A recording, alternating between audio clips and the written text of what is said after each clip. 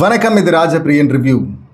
ரெண்டு பேருக்கு ego clash இருக்குது அப்படிங்கிறது வேற, அதனால் கேஸ் எழுதுறது அப்படிங்கிறது வேற. இங்கே கேஸ் எழுதுறதுக்கு நிறைய விஷயங்கள் இருந்தது. பானபத்திர ஓனாடி தான் ஆரம்பிச்சிருது டிஸ்டர்ப் பண்ணுறத. அவங்க டாஸ்க்கை ஒழுங்காக விளையாடுங்கயா அப்படின்னா மற்றவங்கள ஜெயிக்க விடாமல் பண்ணுறது அதுவும் ஒரு டாஸ்க்கு தான் அப்படின்னு சொல்லிட்டு ஆரம்பிச்சா. அப்படி அவர் மேலே கேஸ் எழுதிருந்தா அது வேற. ஆனால் அந்த சாண்ட்ரா இருக்கிறாங்கல்ல, ஆலூசினேஷன் லெவலில் கேஸ் எடுத்துகிட்டு போய் எழுதிட்டு இருக்கிறாங்க கனி மேலே. இப்போ ஆல்ரெடி ரெண்டு பேருக்கும் ஈகோ இருக்குது. இவங்களும் மூஞ்சி கொடுத்து பேச மாட்டாங்க அப்படின்னு சொல்லிட்டு அவங்க சாரி கேட்க போகும்போது மைக் இஷ்யூவில் அப்போ சாண்ட்ரா பார்க்கல அப்படிங்கிறது அது கேஸ் எழுதினாலும் லாஜிக் இருக்குது.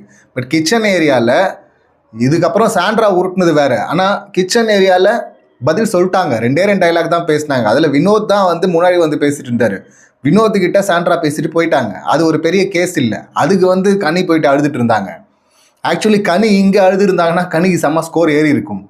இங்கே பாட்டு டிஸ்டர்ப் பண்ணுறாங்க. ரெண்டு டீமே டிஸ்டர்ப் பண்ணுறாங்க. இந்த டீம் டிஸ்டர்ப் பண்ணல. வினோத் டீமு வினோத்தே ட்ரிகர் ஆகிட்டு டிஸ்டர்ப் பண்ண போனாலும் திவ்யா பண்ணாதீங்க அப்படின்லாம் சொன்னாங்க. இது பண்ணலாமா வேணாம் பண்ணக்கூடாது தான். ஏன்னா அடுத்த வாரம் ஃபேமிலி ரவுண்டு. ஃபேமிலியிலேருந்து ஒரு ஃபேமிலி பார்த்தீங்கன்னா ஒருத்தருடைய ஃபேமிலி ஒரு நாள் ஃபுல்லாக இங்கே ஸ்டே பண்ண போகிறாங்க அப்படின்லாம் பிக் பாஸ் சொல்லியிருக்கிறாரு. ஸோ எமோஷ்னலாக கனெக்ட் ஆகிருக்கிறாங்க எல்லாருமே. அப்படி இருக்கும்போது இதில் அதை பண்ணியிருக்க வேணாம். அது வேறு சம்பவம். அதுக்கு அவரை போட்டு புழகணும். எண்டில் கேஸ் எழுதுறாங்கல்ல சாண்ட்ரா, இங்கே பாப்பா பற்றி அதுவும் என்ன பாட்டுன்னு சொல்ல மாட்டாங்க. பாப்பா பற்றி பாடாதீங்க, பாடுனீங்க, அது என் குழந்தைங்களை இழுக்காத வரை எல்லாம் ஓகே அப்படின்லான்றாங்க. இங்கே நடுவில் ஒரு டாஸ்க் வச்சா அந்த டாஸ்கில் பிரஜனுடைய ஷர்ட் அங்கே பார்த்து தான் மிரண்டேன் நான். ஏம்மா 2 வாரம் ஆச்சுமா இன்னுமாம்மா நடுவில் நம்ம எப்போ பார்த்தாலும் கையில் அதை தூக்கிட்டு வரதெல்லாம் ரொம்ப ஓவராக இருந்தது. அது சரி, அது தாங்க முடியல முதல்ல. சரி, அது போட்டோம் அப்படின்னு பார்த்தா எண்டில் இப்போ இவங்க டிஸ்டர்ப் பண்ணுறாங்க. வினோத் ஆக்டிவிட்டி ஏரியா மக்கள்லாம் போனார். இப்போ அப்படி போகும்போது பிளானாக பண்ணியிருந்தாருன்னா செமையாக இருந்திருக்கும். இப்போ நான் அவங்கெல்லாம் நம்மளை சேர்ந்து ட்ரிகர் பண்ண வராங்க. எல்லாரையும் நான் கூப்பிட்டு அந்த பக்கம் போயிடுறேன். அவங்கள ட்ரிகர் பண்ணிட்டு வெளியில் அவங்க என் பின்னாடியே வந்துடுவாங்க. நீ கண்டுபிடிமா அப்படின்ற மாதிரி பிளான் பண்ணி அதை சிறப்பாக பண்ணியிருந்தாங்கன்னா வேற. ஆனால் அப்படி இல்லாமல் அவர் எதுக்கு ஆக்டிவிட்டி ரூம் பக்கம் போனார் அப்படின்னு தெரில. பட் அதுக்கப்புறம் பிக் பாஸ் சொன்னதும் நிப்பாட்டாரு. இப்போ இதில் கேஸ் எழுத வராங்கல்ல, என்ன கேஸ் எழுதணும்? டிஸ்டர்ப் பண்ணுறாங்க அப்படின்னு சொல்லிட்டு விக்ரம் மேலே கேஸ் இருந்தால் அது வேற. அதை விட்டுட்டு அங்கே பாப்பா பற்றி பண்ணாங்க, எனக்கு எமோஷனலாக ஹர்ட் ஆகும், நீங்கள் ஷர்ட்டை வச்சுட்டு இருக்கீங்க, அப்புறம் புருஷனை பற்றியும் பாடக்கூடாது அப்படின்னு சொன்னீங்கன்னா அது தப்பு இருக்குல்ல. அப்படி சொல்ல முடியாதுல்ல. இப்போது பிரஜன் இருக்கும்போது அதான் ஷோல்டர்லாம் ஆட்டினார்ல விஜய்ஸ் முன்னாடி அப்போ அந்த வாரம் முடிஞ்சதும் மறுநாள் காலையிலே பார்த்தீங்கன்னா 2 முறை வெறுப்பேற்றிருப்பார் விக்ரம். அப்போ தான் செருப்பு கழுவிட்டு இருந்தேன் பார்வதி அப்படின்லாம் இவங்க சொல்லியிருப்பாங்கல்ல சாண்ட்ரா. அப்போ ஆடாத ஆட்டமெல்லாம் போட்டவங்க மண்ணுக்குள்ள அப்படிங்கிற சாங்கை பிபிக்கு ஏற்ற மாதிரி அவர் மாற்றி இன்டைரக்டாக பிரச்சனை தான் குத்திருப்பார். ஸோ அது அப்புறம் புருஷ லட்சணம் அப்படின்னு சொல்லிட்டுலாம் ஸ்கிட் பண்ணுற அப்படின்லாம் பண்ணியிருப்பார். இங்கே புருஷன் பொஞ்சாதியாக 2 பேர் இருக்காங்கன்னா அந்த 2 பேர் தான். அப்போ அவங்க தான் அடி வாங்கியிருக்கிறாங்க அந்த வீக்கெண்டில். அதுக்கு முன்னாடி பார்த்தீங்கன்னா அவங்களுக்கும் பயங்கரமான பிரச்சனை இருந்தது. ஸோ மார்னிங்கே இந்த 2 சம்பவம் பண்ணாங்க, வெறுப்பேற்றுறாங்க அப்படின்னு சொல்லிட்டு பிரஜன் சொன்னதுக்கு அவங்க செருப்பு கழுவிட்டு இருந்தேன் அப்படின்லாம் சொன்னாங்க. அப்படி எமோஷனலாக இவங்க ஹர்ட் பண்ணுவாங்களான்னா வினோத் இவர் விக்ரம் அதை பண்ணுறாரு, இல்லைன்னா சொல்ல.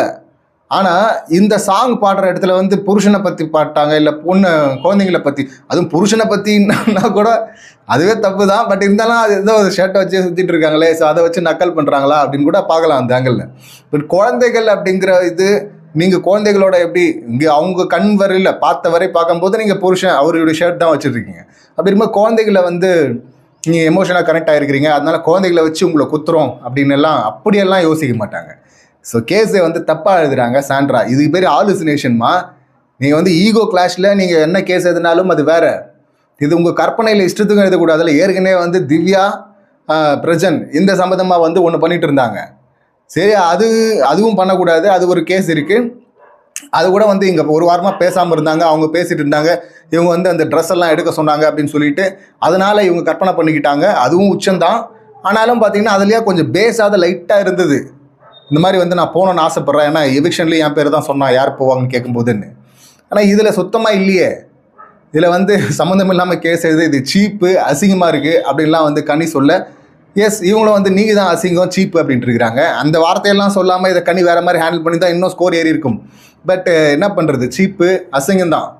சாண்ட்ராவை தான் சொல்லணும். இது ரொம்ப ஓவராக போயிட்டுருக்கு. இப்போ அதுக்கு முன்னாடி வந்து அமித்தோட பேசும்போது அவங்க சொல்லியிருந்தாங்க ஒஸ்ட் பெர்ஃபார்மரில் என்ன தான் குத்துவாங்க அப்படின்னா அதுக்கு ஏற்ற மாதிரி இங்கே 2 பேரும் பேசுகிறாங்க.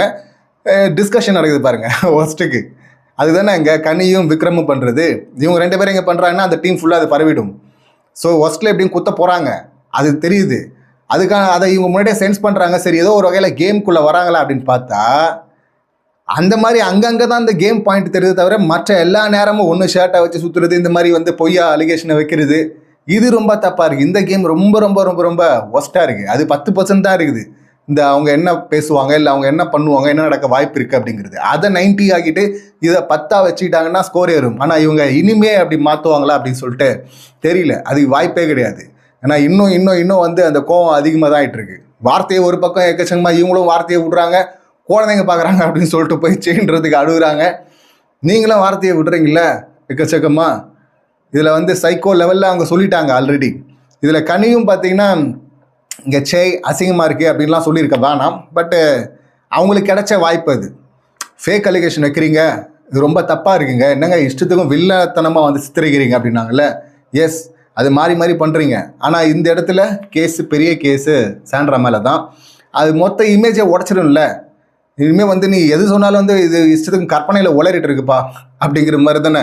கேமராக அந்த ஃப்ரீஸ் டாஸ்க்கு அப்புறமா அந்த சீக்ரெட் டாஸ்க்கு அப்புறம் அந்த கேமர் அப்படிங்கிற இது திரும்ப வருவாங்களா அப்படின்னு சொல்லிட்டு நம்மளை விட்டுட்டு பார்க்குறோம்.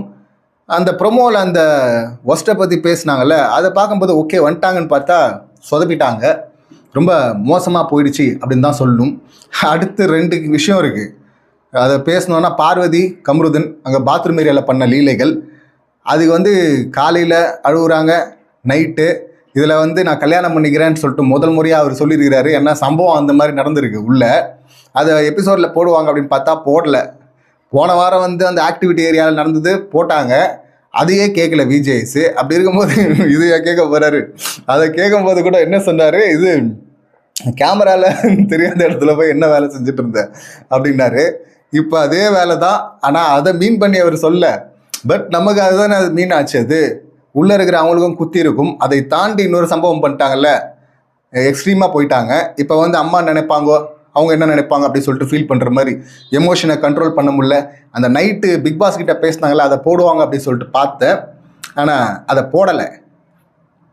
மறுபடியும் வந்து இவர் உருட்டு சத்தியம் பண்ணுறேன் அதெல்லாம் சொல்கிறேன். அப்படி இது இவங்க மேலே நம்பிக்கை இல்லை. மறுபடியும் அதாவது ஃபஸ்ட்டு ஜெயிலுக்குள்ளே, அப்புறம் ஆக்டிவிட்டி ஏரியா, அதுக்கப்புறம் பாத்ரூமுக்கு வந்துருக்கிறாங்க. அடுத்து இன்னும் மிச்சம் எந்த ஏரியா இருக்குது, ஜோனுக்கெல்லாம் ஆல்ரெடி போயிட்டு வந்துட்டாங்க. அந்த சம்பவம்லாம் நடந்தது. இன்னும் அடுத்து எந்த ஏரியாவில் போயிட்டு இந்த சம்பவத்தை பண்ண போகிறாங்கன்னு தெரியல, அதை பண்ணுவாங்க. அடுத்து விக்ரம் சுபேஷா இந்த கேஸு.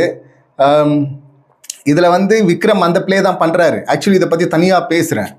ஏன்னா நம்ம தொடர்ந்து சொல்லிகிட்டு இருக்கோம், வேணா அதை சுதாரிச்சாங்க, கண்டுபிடிச்சாங்க, ஆனால் அவங்க வெளியே போயிட்டாங்க. சுபிக்ஷா இன்னும் தெரிஞ்சல. அவர் எவ்வளோ வச்சு செஞ்சாலும் இந்த இடத்துல சுபிக்ஷாவை இந்த சீசனில் அதிகமாக வச்சு செய்கிறது விக்ரம் தான். ஆனால் அது தெரியாமல் திரும்ப பார்த்தீங்கன்னா அங்கே போய் அண்ணன் அப்படின்னு சொல்லிட்டு டாக் பண்ணிட்டு இருக்கிறாங்க. இது தெரிஞ்ச குழியில் போய் விழுற மாதிரி தான் இருக்குது அப்படின்னு தான் சொல்லணும். அடுத்து இந்த சாங்கு அணைக்கிற கை அடிக்கிற கை அணைக்குமா அப்படின்னு அவர் அந்த சென்டென்ஸை பிடிச்சிட்டாங்க. ஆனால் வந்து அவர் வேற ஒரு சாங்குள்ளே போயிட்டார். அப்படி வேற ஒரு சாங்கில் போய் லாக் ஆகிட்டா, அது இல்லாமல் இவங்க டிஸ்டர்ப் வேற பண்ணிட்டு இருந்தால் அது வாய்ப்பே கிடையாது அதை கண்டுபிடிக்கிறதுக்கு. இன்னொன்று அந்த கன்னித்தீவு பொண்ணாக்கு எதுக்கு அவ்வளோ நேரம் ஆச்சு, அங்கே தான் ஒரு அந்த இலை வாழை அப்படின்னு சொல்லிட்டு எப்போ பார்த்தா துடுப்பு போட்டிருப்பாங்கல்ல சுபிக்ஷா. ஸோ அந்த ஆக்ஷன் அதில் வருது இல்லை, அந்த ஆக்ஷன் பண்ணியிருந்தாவே கண்டுபிடிச்சிட்டு இருப்பாங்க. அதை என்னங்க இதை கூட கண்டுபிடிக்க பண்ணுறாரு வினோத் அப்படின்னு பார்த்தா கடைசியில் ஒரு வழியாக கண்டுபிடிச்சிட்டாரு. இதில் வினோத் வந்து அவரும் வந்து வேணும்னே தெரிஞ்சுக்கிட்டே சொல்லாமல் இருக்கிறார் அந்த ஆள் அப்படின்னு சொல்லிட்டு அந்த பக்கம் கேஸ் எழுதுறாங்க. ஏமா தெரிஞ்சுட்டு எப்படி சொல்லாமல் இருப்பார் அவர்? உங்கள் டீமு, அவர் வந்து எங்கே வந்து ஃபைட் பண்ணுவார், ஜெயிச்சதுக்கப்புறமா வந்து எங்கள் வீட்டிலேருந்து வரணும் அப்படின்னு ஃபைட் பண்ணுவார் அப்படிங்கிறது அது வேறு. எல்லாருமே அப்படி தானே பேசுவாங்க. ஸோ அப்படி இருக்கும்போது அவருக்கு மட்டும் ஆசை இருக்காதா வீட்டிலேருந்து குழந்தைங்கள்லாம் வரணும் அப்படின்னு? ஸோ இந்த மாதிரி ஃபேக்காக அலிகேஷன் எழுதுறது இருக்குல்ல, திவ்யா மேலே எழுதுனது, இப்போ கனி மேலே, அதுக்கப்புறம் வினோத் மேலே இதே இடத்துல எழுதுறாங்க. ஸோ இது கன்சிஸ்டண்ட்டாக போயிட்டுருக்கு. இது ரொம்ப எக்ஸ்ட்ரீமாக தப்பாக போய் முடியறதுக்கு வாய்ப்பு இருக்குது. அதுதான் அப்போ நடுவில் ஒரு முறை சொல்லியிருந்தோம்ல, இந்த சீசனின் எக்ஸ்ட்ரீம் வில்லி அப்படிங்கிற அந்த பேரோட தான் போவாங்க போல இருக்குது சாண்ட்ரா. ஸோ அதுக்கான அறிகுறிகளை விட நிறைய விஷயங்கள் வந்துருச்சு, நிறைய கேஸே வந்துருச்சு. இன்னும் எந்த லெவலுக்கு போகுது அப்படின்னு சொல்லிட்டு வெயிட் பண்ணி பார்ப்போம். இந்த சம்பவங்களை நீங்கள் எப்படி பார்க்குறீங்க? இன்னும் ஒரு முக்கியமான விஷயம் சொல்லணும்.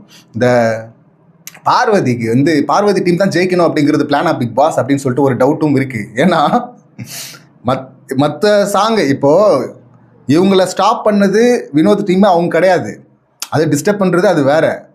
அதில் பார்ஷியாலிட்டி பார்த்தாங்கன்னு நம்ம சொல்லலை, அவங்க ஈஸியாக கண்டுபிடிச்சிருக்கலாம். ஆனால் பார்வதிக்கு வந்து ஒரு சாங் மட்டும் பாருங்களேன், அவங்க மின்சார கண்ணா அப்படின்னு சொல்லிட்டு ஏற்கனவே அந்த ஹோட்டல் டாஸ்கில் டான்ஸ் எல்லாம் ஆடிட்டு இருந்தாங்கல்ல. அப்படி இருக்கும்போது அந்த சாங்கை வந்து கொடுத்தது வந்து இதுக்கு ஏதோ உள்குத்து இருக்குதா அப்படின்னு கேட்க தோணுது. இப்போ இந்த டீமில் இருக்கிற ஒருத்தருடைய ஃபேமிலி வரப்போகிறாங்க. அந்த ஒருத்தருடைய ஃபேமிலி யாராக இருக்கும்? பார்வதி ஆல்ரெடி அவங்க அம்மா வந்தாலே வச்சு செய்வாங்க. ஸோ அதனால வந்து அந்த பயத்தில் இருக்கிறாங்க, பாத்ரூம் சம்பவத்தில் மாட்டினதுனால. இப்போ வந்து அவங்க ரொம்ப அடம் பிடிக்க மாட்டாங்கன்னு நினைக்கிறேன். ஆதிரை அவங்க இப்போ தான் வெளியே வந்துட்டு உள்ளே போனாங்க. ஸோ அதுக்கும் வாய்ப்பு இல்லை. கம்ருதன் ஃபேமிலி இல்லை, அக்கா அந்த மாதிரி தான். ஸோ அவருக்கும் பெருசாக உடனே பார்த்தாகணும் அப்படிங்கிற கட்டாயம் இல்லை. அப்போ மிச்சம் இருக்கிறது கனி. அப்போ கனியுடைய ஃபேமிலி தான் உள்ளே என்ட்ரு ஆக போகிறாங்க. ஃபேமிலி உள்ளே என்ட்ரு ஆகுது அப்படின்னா கூடவே விஜய் அக்கா அவங்களும் வருவாங்கன்னு நினைக்கிறேன். ஒரு நாள் ஃபுல்லாக இருக்க போகிறாங்களா கண்டஸ்டண்ட்டாக. இப்போ விஜய், அப்புறம் இவங்க கனி, இந்த பக்கம் பார்த்தீங்கன்னா சாண்ட்ரா. இன்னும் எக்ஸ்ட்ரீமாக போதோ. இந்த சீசனில் வேறு வேறு நடக்கக்கூடாதெல்லாம் நடந்துட்டுருக்கு. இதில் ஃபேமிலி வேறு இழுத்து 2 பேரும் சண்டை போட விட போகிறாங்களோ அப்படின்னு தெரியல. ஸோ வெயிட் பண்ணி பார்ப்போம் என்ன நடக்குது அப்படின்னு சொல்லிட்டு. இந்த சம்பவங்களை நீங்கள் எப்படி பார்க்குறீங்க, உங்கள் கருத்துக்கள் என்ன அப்படிங்கிறது கமெண்ட் பண்ணுங்கள். மீண்டும் அடுத்த வீடியோவில் சந்திக்கலாம். நன்றி, வணக்கம்.